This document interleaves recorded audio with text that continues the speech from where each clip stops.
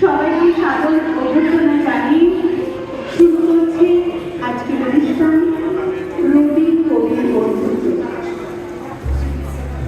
কবিগুরু রবীন্দ্রনাথ ঠাকুরের কাছে বন্ধুত্ব মানে এক গভীর আধ্যাত্মিক আবেগপূর্ণ বন্ধন। তিনি মনে করতেন বন্ধুত্বের গভীরতা শুধুমাত্র পরিচয়ে দীর্ঘস্থায়িত্বের উপর নির্ভর করে না। রবি ঠাকুর বলতেন, বন্ধু মানে জীবনের যাত্রাপথে সহযাত্রী, যেখানে আছে পারস্পরিক শ্রদ্ধা, বিশ্বাস, অভিন্ন আদর্শ, অটল নিষ্ঠা আর এক মতো ভালোবাসা।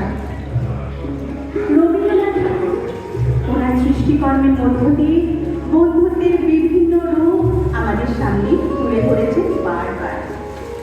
আজ আমাদের ছোট্ট ছোট্ট বন্ধুরা রবি কবির বন্ধুত্বের মাধ্যমে সেই ঠাকুরের সৃষ্টিকর্মকে পরিবেশন করবে।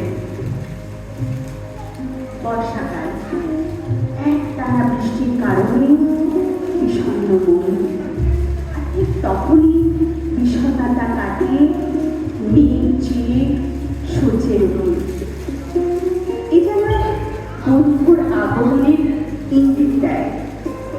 বিষণ্ণ মন আনন্দিত হয়ে ওঠে, খুঁজে পায় উষ্ণতা ও স্বস্তি। আর আমাদের ছোট্ট বন্ধু টিকুয়ার তখন আনন্দে হেরে ওঠে।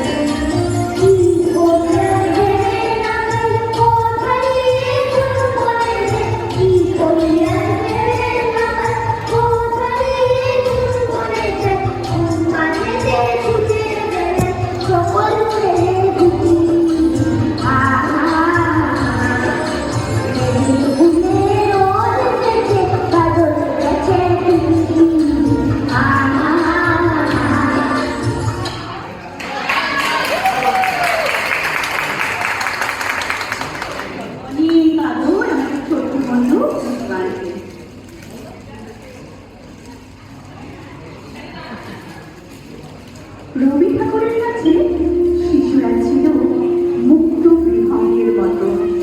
তিনি মনে করতেন শিক্ষার বাজার বন্ধ হয়ে গেলে তাদের সৃজনশীলতা হারিয়ে যাবে, তাদের ব্যক্তিত্ব নষ্ট হয়ে যেতে পারে। আমাদের পরবর্তী বন্ধু শ্রীহান আমাদের শোনাবে ছোট্ট শিশু শিক্ষক সেজে তার বিড়ালছানাকে কিভাবে শাসন করছে। এই হাস্যরসাত্মক কবিতার মাধ্যমে কবি বলতে চেয়েছেন, চঞ্চল বিড়ালছানাদের মতোই তরুণ মন স্বাভাবিকভাবে স্বাধীনতা, প্রবৃত্তি ও খেলাধুলার আকাঙ্ক্ষা করে। অস্বাভাবিক ও যান্ত্রিক প্রতি চাকরি নেওয়ার বিষয়টি তারা একেবারেই জানে না।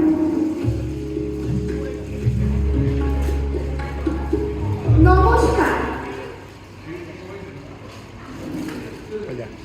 নমস্কার মাস্টার বাবা, লিখেছে বিশ্বকবি রবীন্দ্রনাথ ঠাকুর। আমি আজ কানাই মাস্টার, পরমত বেড়াল ছাড়াটি, আমি ওকে জানিনি মাবে, মিছি মিছি বসে নিয়ে কাটি, রোজ রোজ দেরি করে আসি,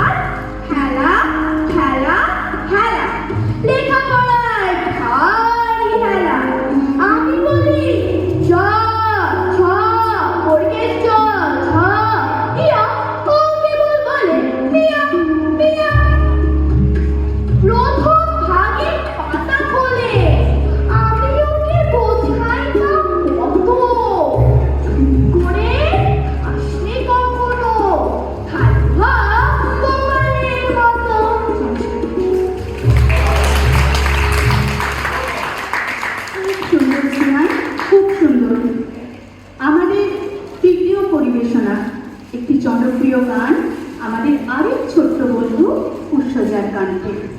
গানটি বন্ধুত্ব ও আনন্দ প্রকাশের একটি গুরুত্বপূর্ণ দিক। এটি দৈনন্দিন দুশ্চিন্তা ঝেড়ে ফেলে সঙ্গীত ও সহচর্যের মধ্য দিয়ে আনন্দকে আপন করে নিতে উদ্বুদ্ধ করে। ডেকে নিচ্ছে উৎসজাকে।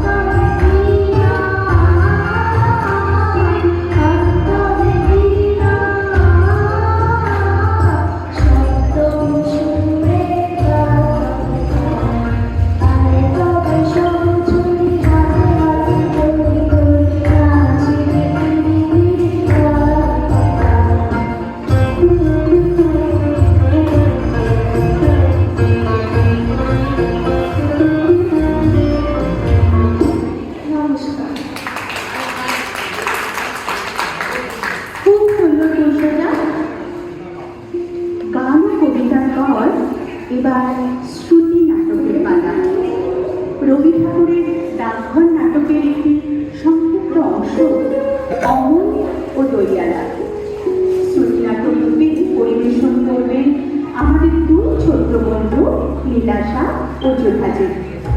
চলো এবার তাহলে সারাংশে শুনে নিই কিভাবে দীর্ঘস্থায়ী অসুস্থতার শয্যাশায়ী এক কিশোর এক ভ্রাম্যমান দৈনিকেতার সাথে ক্ষণিকের আলাপচারিতার মধ্যে খুঁজে পায় আনন্দ, বিশ্বাস ও বন্ধুত্বের স্বাদ।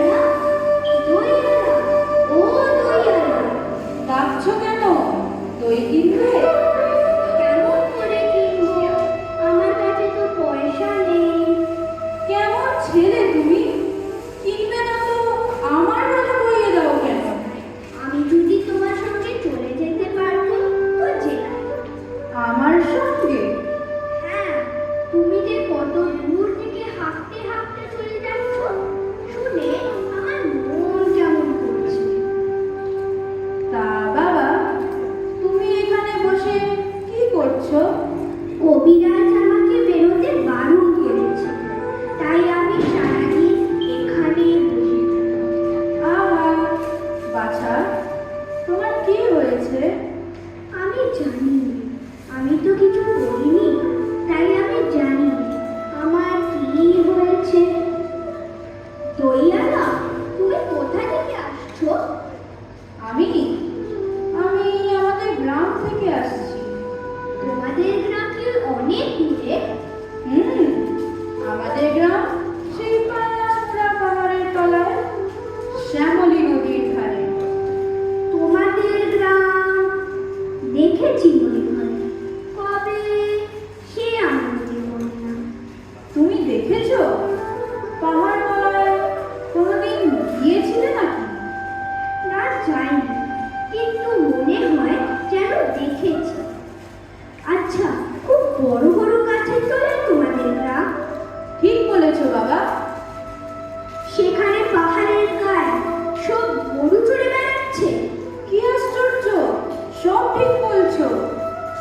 চড়ে হয় কি, খুব চড়ে। লাল শাড়ি পরে মেয়েরা সব নদী থেকে জল তুলে নিয়ে যায়। বাহ বাহ, ঠিক কথা, নিয়ে যাই তো। তবে কিনা সবাই যে লাল শাড়ি পরে তা তো নয়। কিন্তু বাবা, তুমি নিশ্চয়ই কোনোদিন সেখানে বেড়াতে গিয়েছিলে। সত্যি বলছি দইয়ালা, আমি একদিনও যাই। কবিরা যেদিন বাইরে যেতে বলবে সেদিন তুমি নিয়ে যাবে তোমাদের গ্রামে। যাবো মানে কি বাবা, খুব নিয়ে যাবো। আমাকে তোমার মতন দই বেচতে শিখিয়ে দিও। মরে যায়, দই বেচতে যাবে কেন বাবা? এত এত পুঁথি পড়ে তুমি পণ্ডিত হয়ে উঠবে। না না, আমি কখনো পণ্ডিত হব না। আমি তোমার মতন গ্রামে গ্রামে দই বেচে বেড়াবো। আর তোমার মতন বলবো, দই দই, ভালো দই। আমাকে সুরটা শিখিয়ে দাও। হায় পোড়া কপাল, এই সুর কি শিখবার সুর? না না, আমার শুনতে খুব ভালো লাগছিল। ওই দূর থেকে তোমার ডাক শুনতে পেয়ে আমার মনে পড়ছিল। কি জানি কি মনে হচ্ছিল। বাবা, একবার দই তুমিই খাও। আমার তো পয়সা নেই। না না না, পয়সার কথা বলবে না। তুমি আমার দই খেলে আমি খুব খুশি হব। তোমার কি অনেক দেরি হয়ে গেল? কিচ্ছু দেরি হয়নি বাবা, কিচ্ছু দেরি হয়নি। আমার কোনো লোকসান হয়নি। দই বেচতে যে কত সুখ, সে তো তোমার কাছেই শিখে নিল। দই, ভালো দই, দই, ভালো দই। নমস্কার।